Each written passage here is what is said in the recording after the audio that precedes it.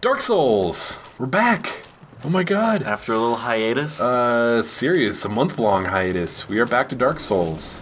I am back to Dark Souls. I finished recording the game. So the whole Dark Souls walkthrough is coming. I owe you $5. You owe me a lot of money. $5 to be $5, dang exact. it. Alright. So, for this video, we're going through the Great Hollow and into Ash Lake. These are two completely optional areas, and you don't need to do them. But they have a lot of cool stuff. I mean, you know, like I talked about a while ago, those are like giant leeches. Have you ever seen The African Queen? I've heard of it, and I may have seen it. Old movie with... Christ, I don't remember who. So there's two invisible walls here. Oh my god, that was crazy. Oh, well. How often does that happen in this game? A decent amount. Enough to the amount, or to the point where I end up smacking lots of walls just to see if there's something there. So for the beginning of that, if you equip the rusted iron ring, you run quickly through swamps and stuff, which is really helpful in a lot of different sections of the game. This area kind of blows sometimes because you can fall down really far and the frame rate's not great in a lot of it. I keep getting distracted. There's so many things to talk about in this game. It's so much fun. So now we're going to make our way through the Great Hollow into the Ash Lake. In the Ash Lake, there is a new covenant you can join. There's also a ton of dragon scales, which are pretty valuable items if you like using your dragon weapons. And there's some very good dragon weapons that you can use.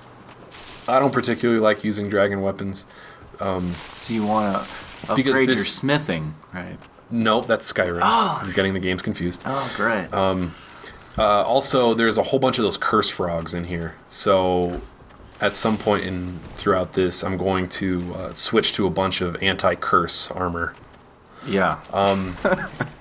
Nothing worse than being cursed. Oh, God. Oh, I hated this game. I almost gave up on this freaking game when I got cursed. And there's a tree blocking your way. Yeah. This game, this part's kind of hard. It's tough to navigate. Anyway, what am I trying to say? Okay, so, the Great Hollow. Oh, so there's one item I didn't pick up in here that is actually a really helpful item to have. There's an area that you can kind of drop down to the beginning, or on top of like a little tree fort area almost. There's like a large tree and you can kind of see into it that there's some items and stuff in there. Yeah. And I didn't pick it up in this video, but it's an item that increases your stamina recovery, which is an extremely helpful item to have for boss fights. Because stamina, as I've talked about in other videos, it's that green bar. I guess it's stamina management. Stamina if you don't know about that by now, how'd you get this far? There's no possible way. Right.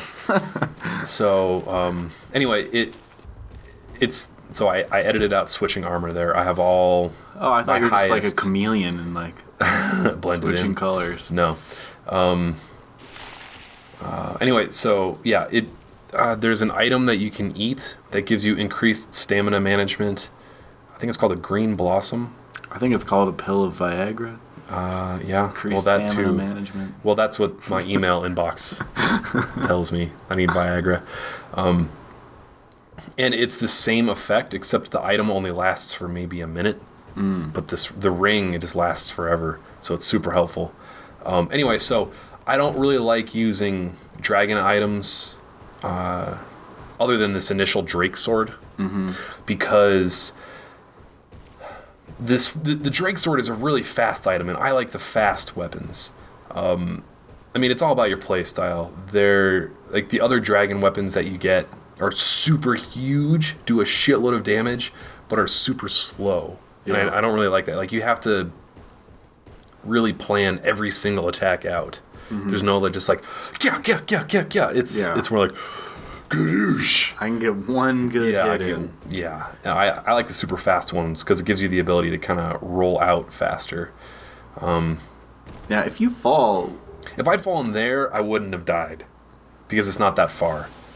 But I've definitely died in this area from falling way too far. Yeah. Just kind of like, I mean, there's lots of Titanite chunks and stuff like that in this whole area that you can pick up. that that are on like weird branches that you can easily die if you don't hit the branch right. Mm-hmm. Like if I fell down right there, yeah, that little thing, I probably would have died. Dang. This game is so unforgiving. It's ridiculous. Anyway, yeah. So there's a whole bunch of dragon scales you can pick up in Ash Lake. I'll be showing where to get those in the next video. This video is just showing how to get to Ash Lake. At the very bottom of this whole thing, there's a whole bunch of these crazy mushroom dudes, and like they're little baby mushrooms that they do a ton of damage if they hit you, but they're so slow that they're kind of manageable. And these cursed frogs, obviously. Oh, so those guys. I don't know if you saw that little thing I just chopped right there. Yeah. You know, oh man, it's so close to dying and getting cursed there. So I've talked about, other parts of the game where there's kind of concurrent world things going on. Mm-hmm. Like, towards the beginning area of the game, if you hear a bell ring, that means that someone else rang one of those first bells. Yeah. Like, as you're playing through. Those crystallized dudes are other people that were cursed and killed. Oh, so someone got so someone got the F and the A right there. Exactly. Sucker. Yeah, exactly. I just run by all the mushroom dudes because there's actually a lot of them and you don't have a lot of room to kind of fight them. So I just run right past all of them to get to the next bonfire.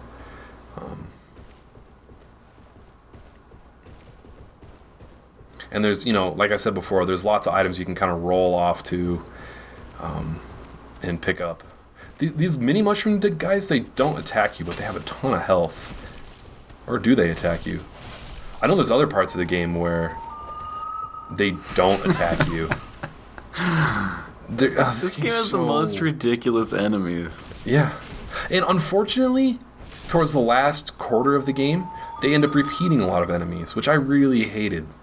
Like, there's a lot of mini-bosses that show up again and again, and I was like, oh, that's super disappointing, because we fell a long ways there. So that's basically when I decided just to run the hell out of there and figure out wherever the hell the exit is. Like, those big mushroom dudes have a ton of health and will kill you in, like, 2 hits.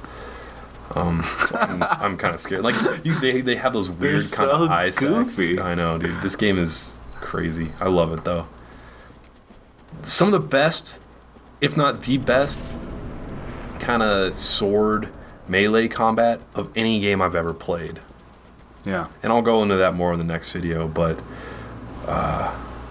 yeah. So the bonfire, you can see it right there. Just make your way there, and then in the next video we'll be killing another 7-headed dragon boss.